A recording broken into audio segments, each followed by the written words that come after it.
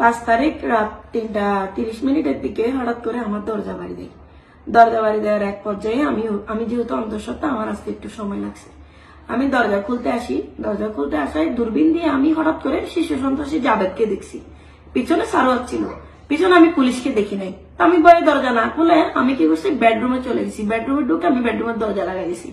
ওরা গুলি করতে করতে আমার ড্রয়িং রুমের দরজাটা ভেঙে ফেলে। ওরা দরজা ভেঙে ভিতরে ঢুকে যখন আমার স্বামীকে না পেয়ে আমাকে বেদরম মারধর করে বাগিনা জাবেদের উপস্থিতিতে ওসির সামনে সে সারোয়ার ওসিকে বলে যে ওকে অ্যারেস্ট করে নিয়ে যাইতে। কোন মহিলা পুলিশ কনস্টেবল ছাড়া তারা আমাকে অ্যারেস্ট করে নিয়ে যায়। নিয়ে যাওয়ার পরে থানায় আমাকে দফায় মারধর করে। জানে যে আমি অন্তঃসত্ত্বা। আমি তাদেরকে প্রথমেই বলছি আমি অন্তঃসত্ত্বা, আমি 3 মাসের অন্তঃসত্ত্বা, আপনারা আমাকে এভাবে মারধর করিয়েন না, আমি মারা যাবো। ওরা বলছে তোকে ক্রস ফায়ার দিয়ে দিব, বেশি কথা বলিস না, তোকে ক্রস ফায়ার দিয়ে দিব। ওরা আমাকে 2 দিন থানায় আটকে রেখে দফায় নির্যাতন করে। নির্যাতনের এক পর্যায়ে আমার যৌনাঙ্গ দিয়ে রক্ত আসে। রক্ত আসার পরে আমি ওদেরকে অনেক আকুতি মিনতি করি।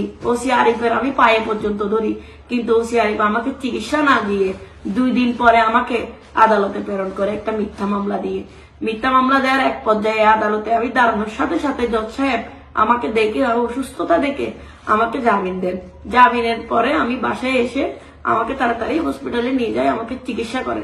চিকিৎসার এক পর্যায়ে ডাক্তার বলে যে আমার বাচ্চাটি আমার গর্ভে মারা গেছে। মারা যাওয়ার পরে আমি বাসায় আসি। বাসায় এসে আমি পরদিন মাননীয় জজের কাছে একটি মামলা দায়ের করি। এরপরে আমি পুলিশ প্রশাসন ওই যে কমিশনার সাহেবের কাছে একটা অভিযোগ দায়ের করি।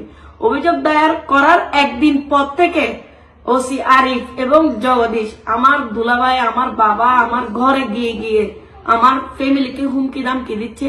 বলতেছে আমি যদি মামলা প্রত্যাখ্যান না করি আমাকে ক্রস ফায়ার দিবে, যে কোনো সময় রাস্তাঘাটে আমি বের হইলে আমাকে ক্রস ফায়ার করবে। কিন্তু আমার অপরাধ কি? আমার একটা ছোট বাচ্চা, 3 মাসের বাচ্চা আমার গর্ভে ছিল, ওটাকে কেন মারলো? আমি কি অপরাধ করলাম? আমার বাচ্চা কি অপরাধ করলো? আমার বাচ্চাটা তো কোনো অপরাধ করে নাই। 3টা মাস আমি কষ্ট করে আমার সন্তানকে আমি একা গর্ভে ধারণ করছি। তাহলে কি অপরাধের শাস্তি তারা আমাকে দিল? আমি ওদের শাস্তি চাই, মাননীয় প্রধানমন্ত্রীর কাছে ওদের শাস্তি চাই। ওদের কাছ থেকে আমাকে বাঁচান। আমি পুলিশের ভয়ে আমি বাসায় থাকতে পারতেছি না, আমার বাবা মা বাসায় থাকতে পারতেছে না। আপনারা আমাকে হেফাজত করুন। প্রধানমন্ত্রীর কাছে আমি আমার সন্তান হত্যার বিচার চাই।